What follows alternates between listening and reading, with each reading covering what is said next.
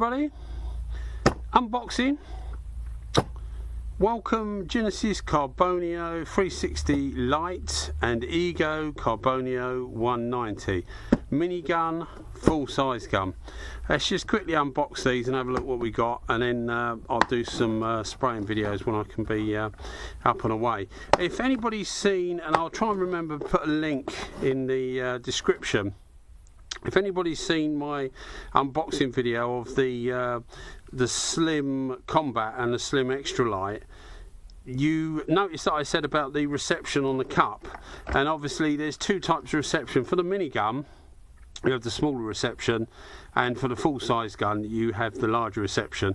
So because the Slim X Lite has the same fitting as this, I have three cups for it effectively. I have a full-size cup, but as you'd expect, full-size cup with a full-size gun, smaller cups with a minigun. Let's go through the full size just quickly.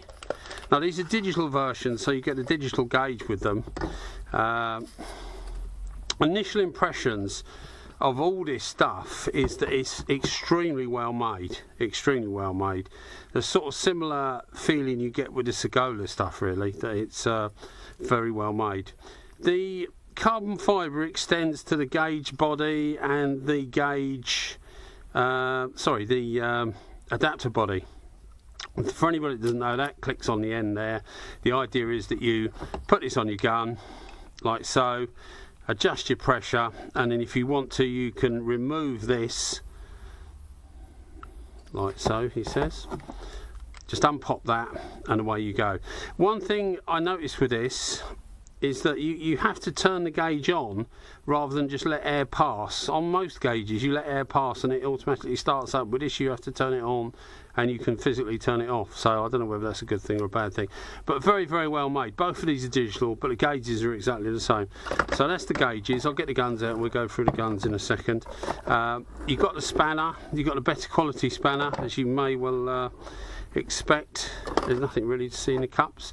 You get, again, you get a full service kit, which has got, as the same as the other one, it's got replacement seals here for the gland here, replacement seals around the cap, replacement O-rings for the block here.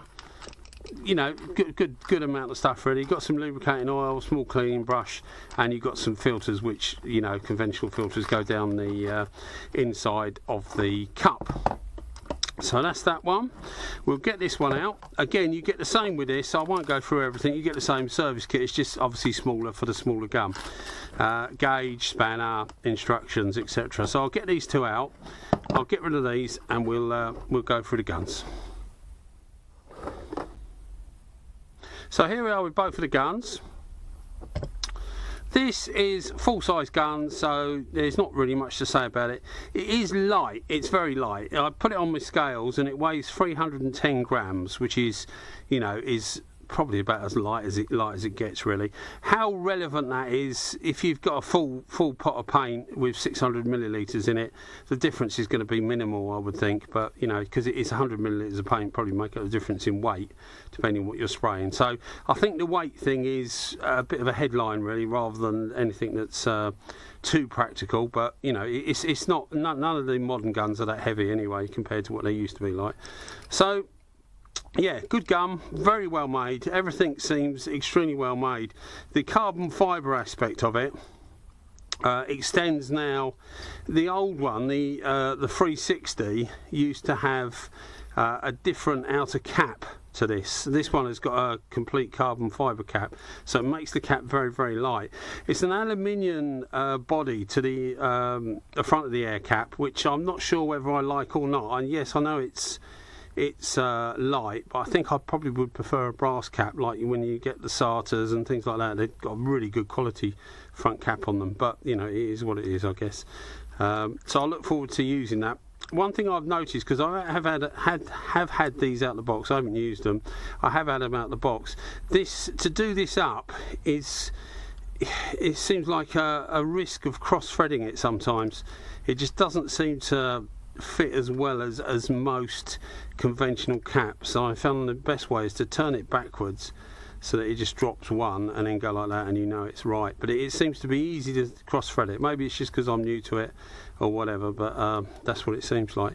So we'll just quickly pop that. I will come to the minigun in a second. We'll just quickly pop this out just so you can see the air cap really.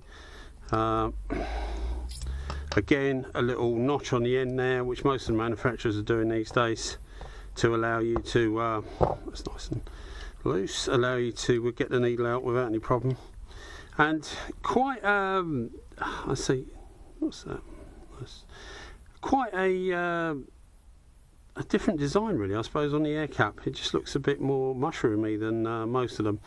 But, you know, whether that makes any difference or not. You can see the quality of the engineering. It does look very good.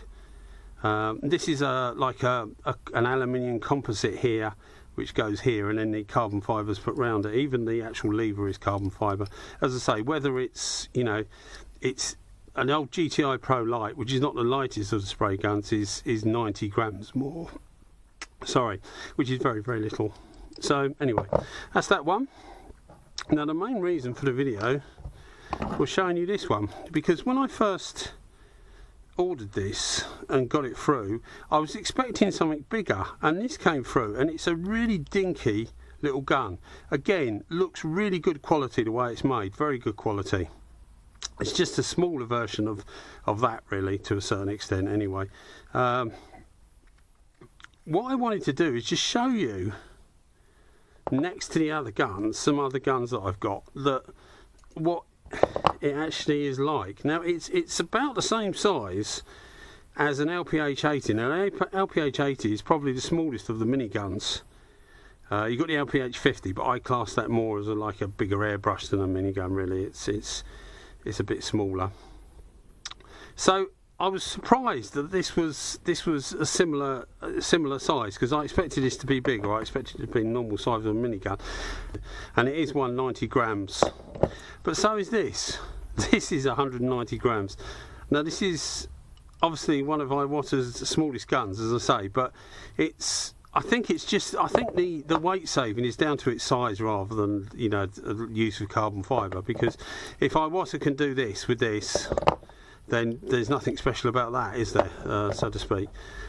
Size wise again, this is the DV1S. Now you can see it's quite a step up. I weighed that one as well. That's 300 grams, so that's, you know, about what, 70% more. But for the bigger hands, like I've got bigger hands, it actually feels better in the hand. The bigger the gun, the better normally with bigger hands, as you can imagine, because that does a similar thing to everything else. You get like that, and that finger there, if you can see that finger there, is caught half finger, and it just feels a bit uncomfortable. And it's the same feeling I get with this. It does exactly the same. See it just there. This does it to a slightly lesser extent. You can see it's further down. Whereas if you get something like this, you don't get that. It just goes around your finger completely. But this is the AZ4, which is one of the bigger miniguns, or minigun, this one really. But just to give you an idea of size. So that's the idea of size. That is basically the same as the LPH80.